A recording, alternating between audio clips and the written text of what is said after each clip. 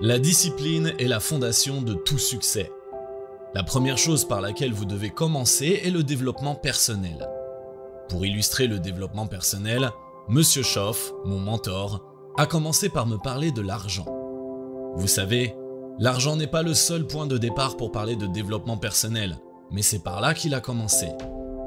Permettez-moi donc de vous faire part des réflexions qu'il a partagées avec moi à l'époque et permettez-moi de les partager avec vous. Et c'est la meilleure leçon que je puisse vous donner sur l'argent et l'économie. C'est très simple. Nous sommes payés pour la valeur que nous apportons au marché. C'est la formule la plus simple que je puisse vous donner pour expliquer l'économie. Nous sommes payés par rapport à la valeur apportée sur le marché. Il faut du temps pour apporter de la valeur au marché. Cependant, nous ne sommes pas payés pour le temps. Par conséquent, nous devons supprimer cette idée de notre esprit. Par erreur, un homme dit « Je gagne environ 20 $ de l'heure ». Ce n'est pas vrai.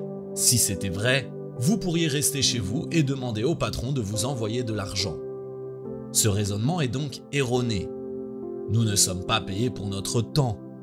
Nous sommes payés pour la valeur que nous apportons sur le marché.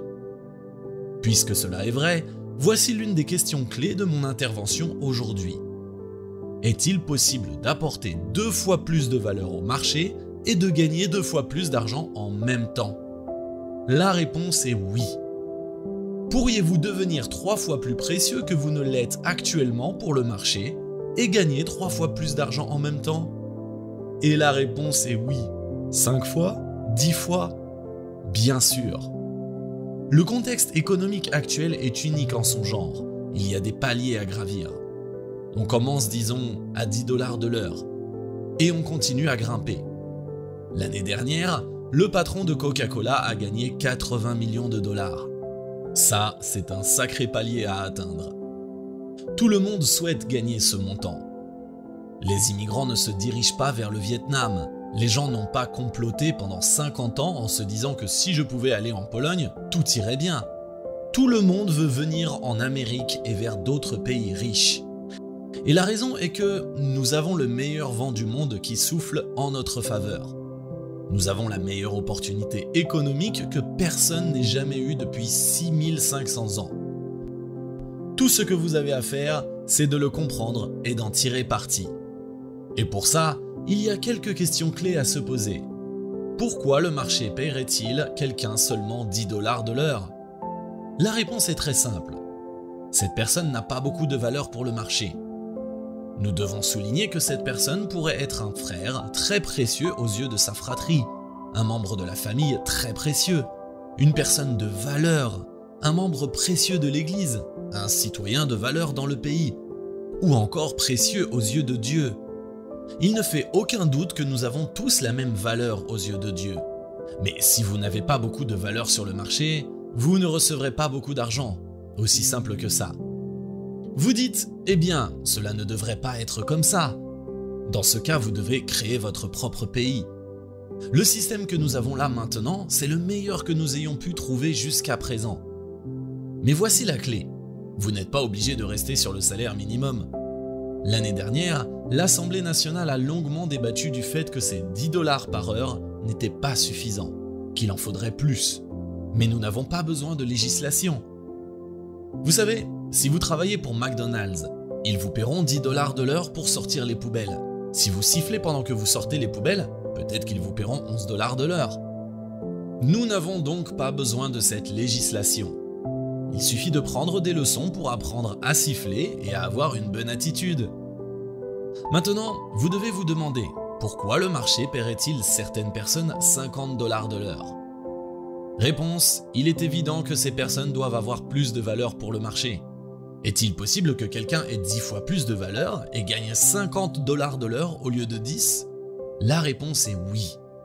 Maintenant, pourquoi le marché paierait-il certaines personnes 500 $ de l'heure?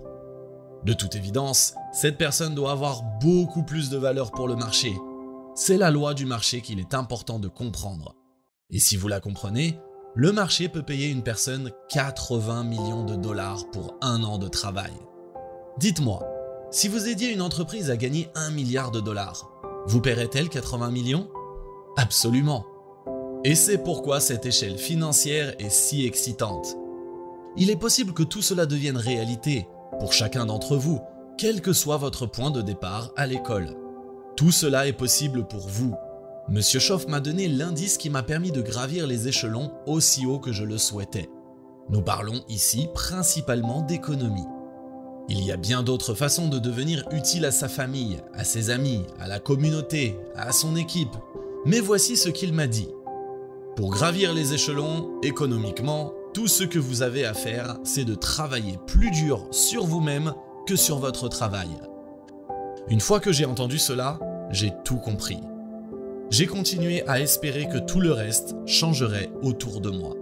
J'ai découvert que si je travaillais sur moi-même, sur mes compétences, sur ma langue, si je devenais meilleur que je ne l'étais chaque année, si j'augmentais mes compétences, ma langue et mon vocabulaire, je deviendrais attractif sur le marché.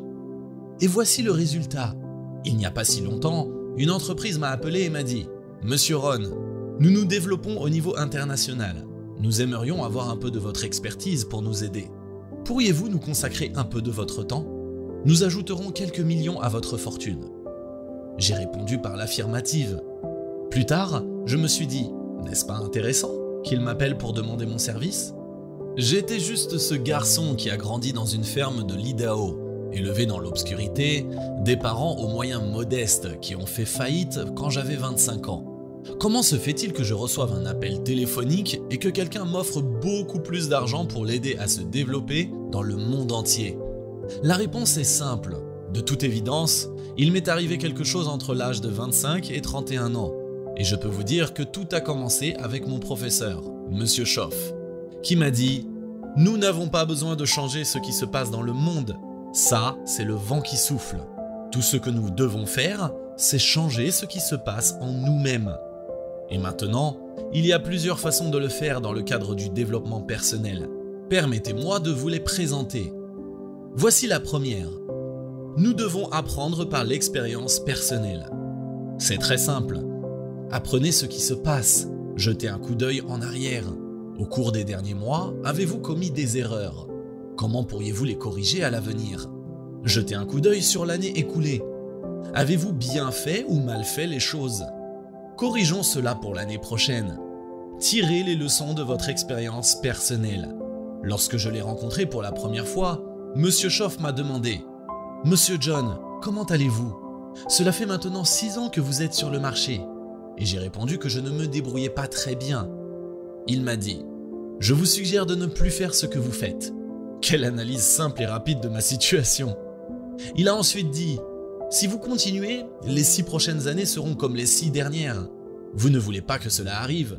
Il faut changer les choses et tirer les leçons de votre expérience personnelle. » Voici maintenant la deuxième raison pour laquelle je suis venu partager cette expérience vidéo avec vous aujourd'hui et que j'appelle « Apprendre des expériences des autres ». Apprendre de mes expériences, des expériences de vos professeurs, de vos amis, de vos collègues, des personnes que vous rencontrez et qui peuvent vous transmettre leurs expériences, ce qui leur est arrivé, les erreurs qu'ils ont commises, comment ils les ont corrigées, comment ils ont changé leur santé, changé leur compte en banque, changé leurs revenus et changé leur avenir. Il y a 2 types de personnes desquelles on peut tirer des leçons. La première est constituée de gens qui ont échoué. C'est dommage que les ratés ne donnent pas de séminaire, n'est-ce pas ? Ce serait précieux d'apprendre de l'expérience de ceux qui ont échoué, de leur demander de vous raconter comment ils ont tout perdu, jusqu'à leur santé et leur amitié. Nous devons aussi comprendre des personnes positives qui ont bien réussi. Si elles sont en bonne santé, il faut leur demander « Comment êtes-vous devenus si sains ? Comment ils sont devenus aussi compétents ? Comment avez-vous accumulé la richesse que vous avez là ? Comment en êtes-vous arrivé là en si peu de temps ? » Apprendre des autres est tout ce qui est important dans le développement personnel. Nous apprenons d'abord par l'observation. Nous apprenons ce que nous voyons. Nous observons les personnes qui réussissent dans le domaine du sport. Nous observons leur discipline. L'expérience de quelqu'un est traduite pour vous. Deuxièmement, nous apprenons par ce que nous entendons. J'ai enregistré certaines de mes conférences en audio, de sorte que vous puissiez les emporter partout avec vous et apprendre en écoutant. transformer votre voiture en salle de classe mobile et écouter. Ensuite, vous devez écouter le sermon le dimanche matin. Écoutez les cours, écoutez le professeur, écoutez quelqu'un qui a quelque chose de bien à dire. Le troisième point est d'une importance vitale pour le développement personnel. Il s'agit de lire tous les livres que vous pouvez lire au cours de votre vie. Monsieur Schoff m'a aidé à constituer ma bibliothèque. J'ai l'une des meilleures bibliothèques. Je n'ai pas tout lu, mais je me sens plus intelligent rien qu'en m'y promenant. J'ai été assez intelligent pour me faire une bonne bibliothèque. Maintenant, je dois être assez intelligent pour les lire. Ensuite, bien sûr, je dois être assez intelligent pour décider ce qui a de la valeur et agir. Mais celle-ci est très importante. Devenez un bon lecteur. Parmi les livres qui ont contribué à changer ma vie, Monsieur Schoff m'a recommandé, bien sûr, la Bible. Et mes parents ont veillé à ce que je sois un assez bon érudit avant mes 18 ans. Cela m'a été très bénéfique, car je me suis inspiré de ses illustrations. J'ai lu ses histoires, les gens qui ont réussi et ceux qui n'ont pas réussi. Et j'ai compris quelle était la différence. D'autres livres ont également contribué à changer ma vie. L'un d'eux s'intitule « Think and Grow Rich » « Penser et devenir riche » de Napoléon Hill. Et un autre m'a aidé à devenir financièrement indépendant à l'âge de 31 ans. Ce livre s'intitule « The Richest Man in Babylon » « L'homme le plus riche de Babylone » de George Clason. J'ai commencé à lire des livres, à assister à des cours, à m'assurer que j'étais en présence de personnes qui avaient quelque chose de bien à dire. Et puis j'ai commencé à tenir un journal. L'une des principales choses que mon professeur m'a apprises, c'est de tenir un journal. Il m'a dit de ne pas me fier à ma mémoire. Si vous entendez quelque chose de bien, prenez-en note et écrivez-le. Au début, je prenais des notes sur des bouts de papier, des coins déchirés et sur le dos de vieilles enveloppes. Et cela ne me servait pas à grand chose, vous savez, je les jetais dans un tiroir. Puis j'ai appris à tenir un journal, une copie reliée de toutes mes notes.